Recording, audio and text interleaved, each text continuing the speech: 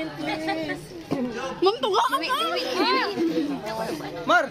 So, isa, before ta mag-fish stocking, from the hatchery, from the source, so, the ideal time is early morning.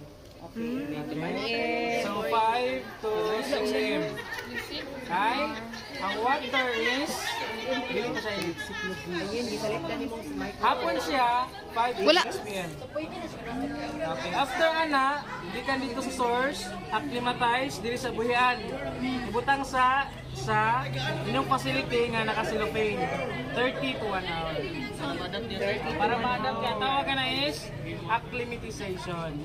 Since he is introducing the new environment. So all the parameters nga, yan nabati dito, pwede nga dili palihadere. So pag buhian sa largo, so nasa ginatawag na abrupt kibali nga changes. Sa yung body. So posible pag nga nang mahitabo, mas stress, maybe dili siya totally nga mamatay pero day by day mamatay siya due to the adaptation stage nga kailangan niya i-adapt, pwede siya ka-adapt kaya imong gikalit o butang. So dapat 30 minutes to 1 hour. Then pag open, ayaw niyo pugsa ang isda nga iyabo. Let the fish swim to the new environment. Okay? Huwag na ginipilit, no? Baka na okay na nagpipilit ito na iyabo. No, let the fish swim to the new environment. Ayaw pag luhag ka ba? Ayaw pag luhag ka.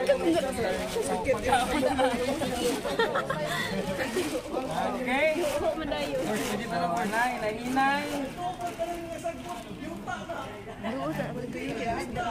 Alala, hinay. Sulod tubig gamay.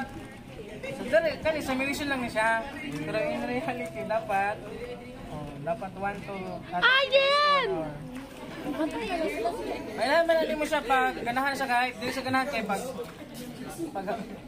try niya og sulod sa new environment, pag di siya ganahan mo, balik siya sa cellophane. Kita na ninyo.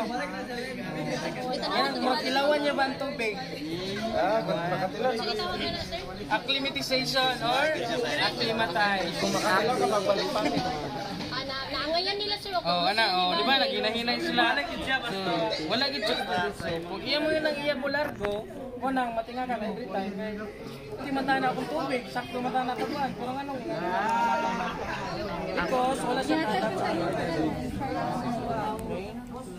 ba? Balik sila. Nag-acclimatize pa na sila. Okay, pangutana regarding fish stocking. Masodo siya. As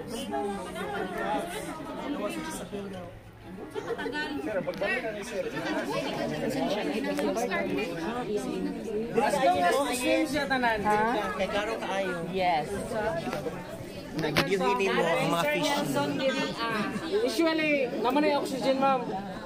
Nalang limit nga ginakuha. Dapat, at least, hindi mabutog 24 hours. So, mo nang pag-ikan sa inyong source, acclimatize na ninyo. Yan na, swimming outside na sila. Maigi din sila ilag yung kagustuhan na. Ayaw gipugsa dahil kaya nakakasama na. So, ayaw pugsa kayo. Ang uban, namalik pa sila kay, wala pa sila kala. Kasi kung dahil ko ito, mamalik ko siya. Dahil so, since nagplano mo nga mag-fish pond, so yung ani ang proper nga stocking. So, para masigurado yun, you can use stem thermometer to check the temperature in the facility o sa cellophane. Taba mo, hindi mo gawas ang isda, kakuratan. Ay, maudi ay. Kung naman, separate na mo ang bago nga kuhan na hatch. May stress.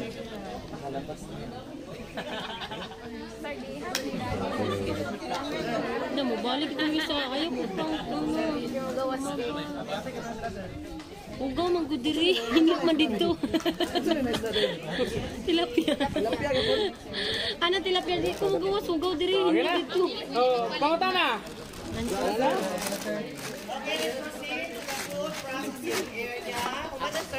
Okay na, sir. Okay, thank you so Thank you, sir. Food processing, ito nag-drug isda. Ato nang i-process.